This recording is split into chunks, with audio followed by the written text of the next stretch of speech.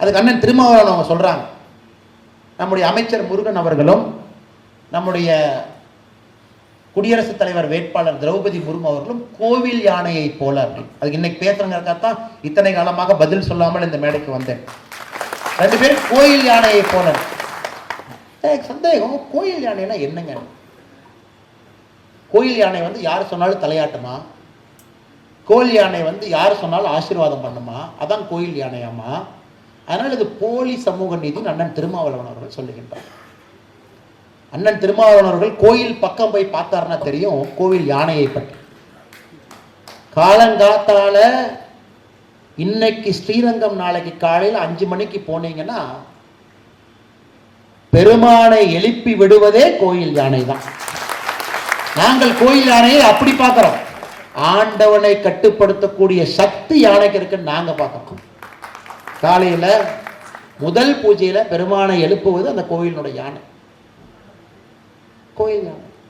திடீர்னு இன்னொரு பிரஸ்ல கூண்டு கிளியை போல இவங்க 2 பேரும் அப்படின்னு. இவங்க கூண்டு கிளி மாதிரி, அந்த கிளினால பிரயோஜனம். எதற்கு இவ்வளவு பதட்டப்படுறீங்க? ஏன் இவ்வளவு பதட்டப்படணும்? எதற்கு இவ்வளவு பதட்டப்படுறீங்க? பாரதிய ஜனதா கட்சி திரௌபதி முர்மு அவர்களை என்டிஏ சார்பாக நிறுத்தது. உடனே இங்க பதட்டம் ஆயிருச்சு.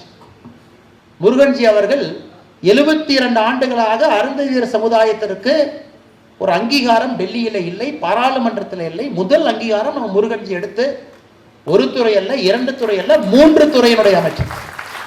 இந்தியா முழுவதுமே கடினமாக சுற்றுப்பயணம் செய்து வேலை செய்து கொண்டிருக்கின்றார்கள். இவங்க 2 பேரும் கூண்டு கிளியாம. அப்படின்னா உங்களுடைய மனசு எப்படி இருக்கு? உங்களுடைய எண்ணம் எப்படி இருக்கு? நீங்க அரசியலை எப்படி பாக்குறீங்க? சுய லாபத்திற்கா நீங்க மட்டும் விதவிதமா கோட் சூட் போட்டு போட்டோ எடுத்துக்கிறீங்கல்ல? போட்டோ எடுத்துக்கிற தப்புன்னு நான் சொன்னேன்.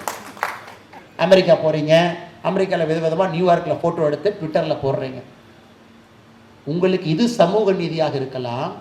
எங்களுக்கு சமூக நீதி என்பது திரௌபதி முர்மு அவர்கள் இந்தியாவினுடைய முதல் குடிமகன் ஆகின்றார்கள் என்றால் அதுதான் எங்களுக்கு சமூக நீதி.